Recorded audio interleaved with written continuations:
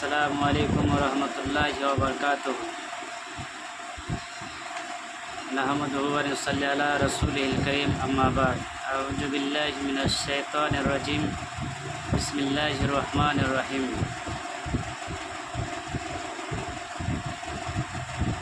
इन्ना अतैनाकल कौसर फसल्ली लिरब्बिका वनहर इन्ना शानिअका हुवल अब्तर।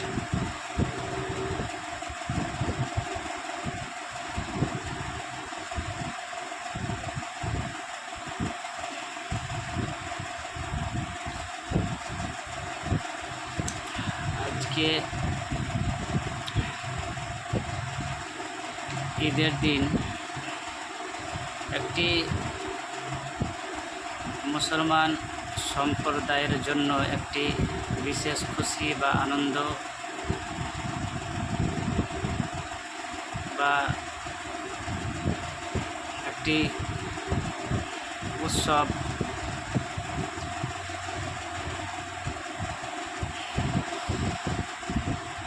ফসল্লি লিরব্বিকা ওয়ানহার।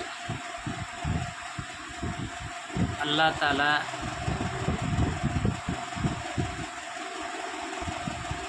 কুরবানির ক্ষেত্রে বলেন যে তোমরা নমাজ পড়ো, ঈদের দিনে নমাজ পড়ো, তারপর তোমরা আল্লাহর সন্তুষ্টির জন্য তোমরা কী করো? কুরবানি করো। এটা হচ্ছে একটি বিশেষ ইবাদত বা একটা ইব্রাহিমী পরিচালিত সুন্নাতে মুআক্কাদা।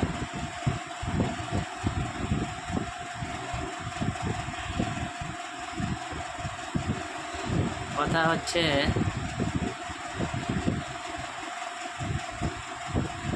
যে কুরবানি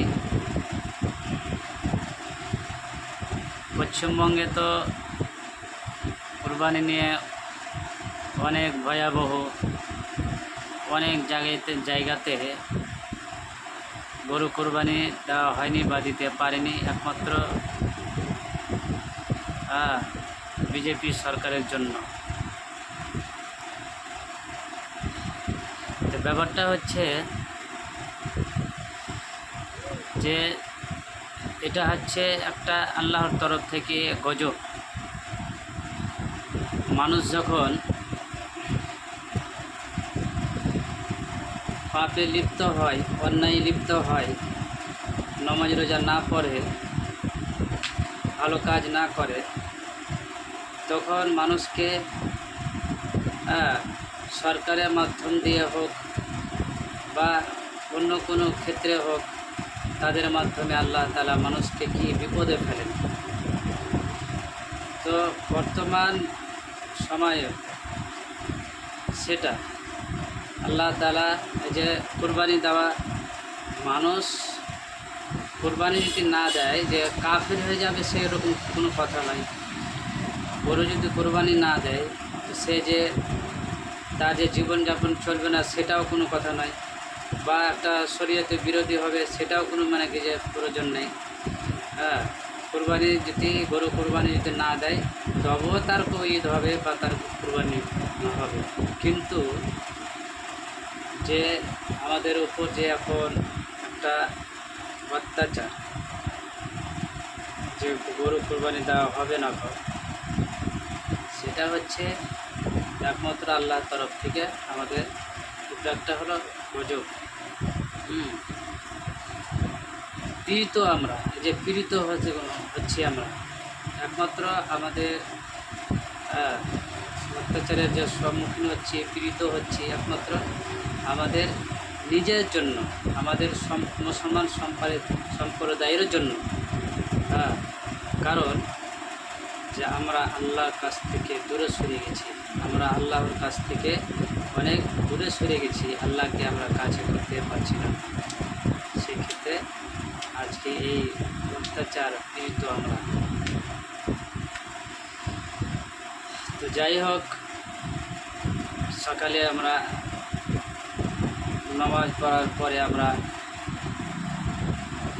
কুরবানি করেছি ইনশাআল্লাহ। তারপর